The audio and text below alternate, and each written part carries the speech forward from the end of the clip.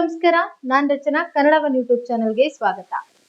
June ತಿಂಗಳ ಮಾಸ ಭವಿಷ್ಯ ತಿಳಿಸ್ಕೊಡೋದಕ್ಕೆ ಇವತ್ತು ನಮ್ಮ ಜೊತೆ ಇದ್ದಾರೆ ಪ್ರಖ್ಯಾತ ಅಸ್ಟ್ರಾಲಜರ್ ಹಾಗೂ ನ್ಯೂಮರಾಲಜಿಸ್ಟ್ ಆದಂತಹ ವಿಭಾ ಶೆಟ್ಟಿ ಅವರು. ಬನ್ನಿ ಅವ್ರನ್ನ ಈ ಕಾರ್ಯಕ್ರಮಕ್ಕೆ ಸ್ವಾಗತಿಸೋಣ. ನಮಸ್ಕಾರ ಮೇಡಮ್. ನಮಸ್ತೆ ಮ್ಯಾಮ್. ಇನ್ನೇನು ಜೂನ್ ತಿಂಗಳು, ಸೊ ದ್ವಾದಶ ರಾಶಿಗಳ ಮಾಸ ಭವಿಷ್ಯ ಹೇಗಿದೆ ಅಂತ ತಿಳ್ಕೊಬೇಕಾಗಿದೆ.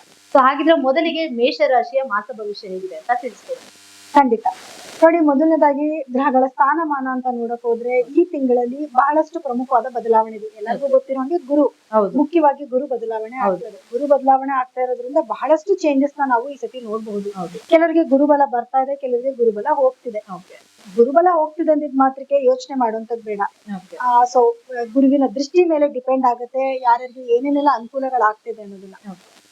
ಸೊ ಇವಾಗ ಯಾವ ತರ ಇದೆ ಅನ್ನೋದು ನೋಡಕ್ ಹೋದ್ರೆ, ಯಾವ ಗ್ರಹಗಳು ಚೇಂಜ್ ಆಗ್ತಿದೆ ಅಂತ ನೋಡಕ್ ಹೋದ್ರೆ, ಮೊದಲನೇದಾಗಿ ಗುರು ಮಿಥುನ ರಾಶಿಯಿಂದ ಕಟಕ ರಾಶಿಗೆ 2ನೇ ತಾರೀಕು ಚೇಂಜ್ ಆಗ್ತಿದ್ದಾನೆ. ಹಾಗೆ ಶುಕ್ರ ಗ್ರಹ ಮಿಥುನ ರಾಶಿಯಿಂದ ಕರ್ಕಾಟಕ ರಾಶಿಗೆ 8ನೇ ತಾರೀಕು ಚೇಂಜ್ ಆಗ್ತಿದ್ದಾನೆ.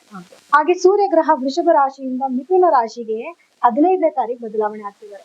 ಹಾಗೆ ಕುಜ ಗ್ರಹ ಮೇಷ ಟು ವೃಷಭಗೆ 21ನೇ ತಾರೀಕು ಬದಲಾವಣೆ ಆದ್ರೆ, ಇನ್ನು ಬುಧ ಗ್ರಹ ಮಿಥುನ ಇಂದ ಕರ್ಕಾಟಕ ರಾಶಿಗೆ 22ನೇ ತಾರೀಕು ಬದಲಾವಣೆ ಆಗುತ್ತೆ. ಸಾಕಷ್ಟು ಗ್ರಹಗಳ ಒಂದು ಬದಲಾವಣೆ ನಾವು ನೋಡ್ತಾ ಇದೀವಿ. ಸೊ ಇದರಿಂದ ಏನಾಗುತ್ತೆ, 50-50 ಇರುತ್ತೆ. ಒಂದು ಅರ್ಧ ತಿಂಗಳು ಬೇರೆ ತರ ಪ್ರೆಡಿಕ್ಷನ್ ಇರುತ್ತೆ, ಇನ್ನು ಅರ್ಧ ತಿಂಗಳು ಬೇರೆ ತರ ಪ್ರೆಡಿಕ್ಷನ್ ಇರುತ್ತೆ.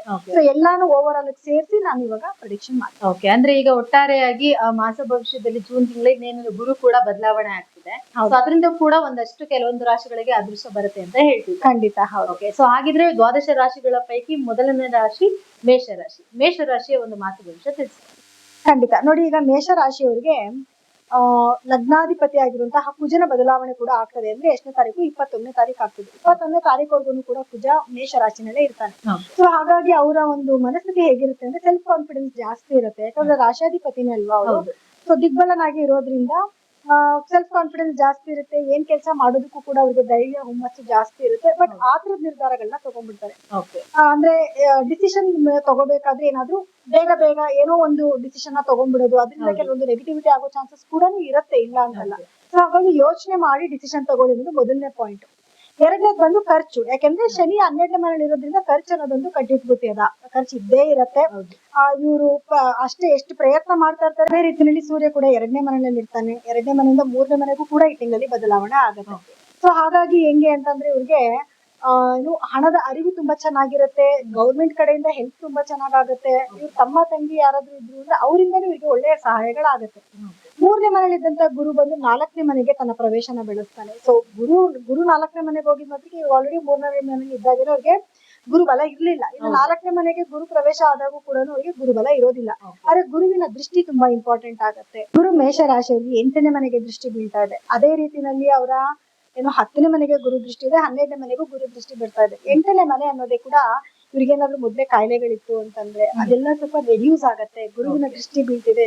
ಸೊ ಇವಾಗ ಕೆಲವ್ರಿಗೆ ಏನಾಗುತ್ತೆ ಅಂದ್ರೆ ಹೆಲ್ತ್ ಇಶ್ಯೂಸ್ ಯಾವ ರೀತಿ ಇರುತ್ತೆ ಅಂದ್ರೆ ಏನ್ ಮಾಡಿದ್ರು ಕೂಡ ವಾಸಿ ಆಗ್ತಿರಲ್ಲ, ಒಂದ್ ಒಳ್ಳೆ ಡಾಕ್ಟರ್ ಸಿಗ್ತಿರಲ್ಲ, ಅಥವಾ ಪ್ರಿಕಾಷನ್ ಏನ್ ತಗೋಬೇಕು ಗೊತ್ತಾಗ್ತಿರಲ್ಲ.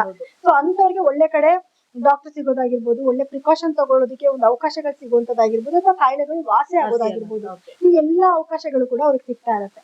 ಇನ್ನ ಅವ್ರಿಗೆ 10ನೇ ಮನೆ ಅಂತ ಬಂದಾಗ ವ್ಯವಹಾರದಲ್ಲಿ ಅವ್ರಿಗೆ ಸ್ವಲ್ಪ ಇಂಪ್ರೂವೈಸ್ ಚೆನ್ನಾಗ್ ಆಗ್ತಾ ಇರ್ತಾರೆ. ಅಂದ್ರೆ ಮೀನ್ಸ್ ಒಳ್ಳೊಳ್ಳೆ ಅವಕಾಶಗಳನ್ನು ಹುಡ್ಕೊಂಡ್ ಬರ್ತಾ ಇರುತ್ತೆ. ಅದನ್ನೆಲ್ಲ ಅವರು ತಗೊಂಡು ಕೆಲಸ ಮಾಡಿದ್ರೆ ಖಂಡಿತ ಒಳಿತಂತೂ ಹಾಗೆ ಆಗುತ್ತೆ.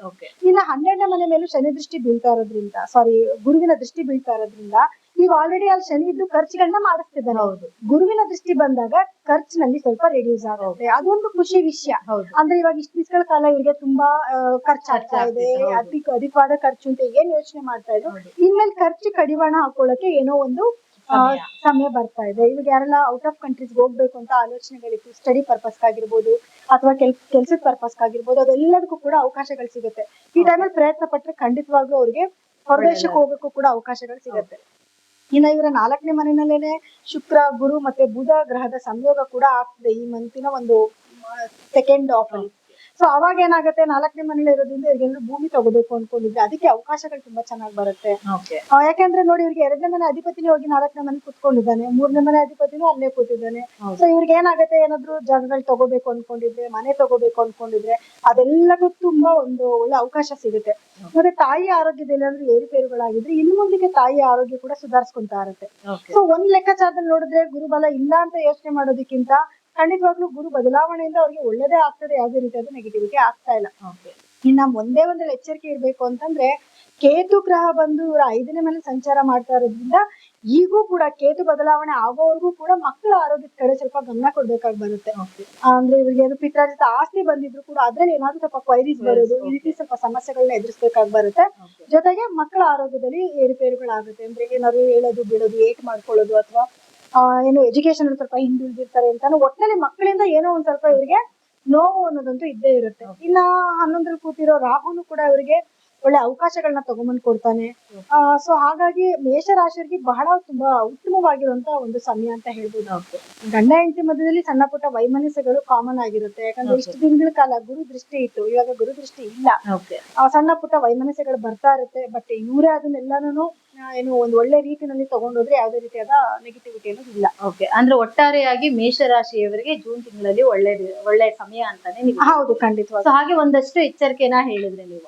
ಸೊ ಆ ಎಚ್ಚರಿಕೆಗೆ ಪರಿಹಾರ ಅಂತ ಮಾಡ್ಕೊಳ್ಳೋದವ್ರಿಗೆ ಏನ್ ಮಾಡ್ಕೋಬೇಕು? ಖಂಡಿತ ನೋಡಿ, ಈಗ ಪರಿಹಾರ ಅಂತ ಬಂದಾಗ ಮೊದಲನೇದಾಗಿ ಅವರು ರಾಶಿಯಾಧಿಪತಿನ ಬಲ ಮಾಡ್ಕೋಬೇಕು. ಒಳ್ಳೆ ಸ್ಥಾನದಲ್ಲೇ ಇದ್ದಾನೆ, ಒಳ್ಳೆ ಫಲಗಳನ್ನೇ ಕೊಡ್ತಾ ಇದ್ದಾನೆ, ಆದ್ರೂ ಕೂಡ ರಾಶಿಯಾಧಿಪತಿ ಬಲ ಮಾಡ್ಕೊಳ್ಳೋದು ತುಂಬಾ ಇಂಪಾರ್ಟೆಂಟ್ ಆಗುತ್ತೆ.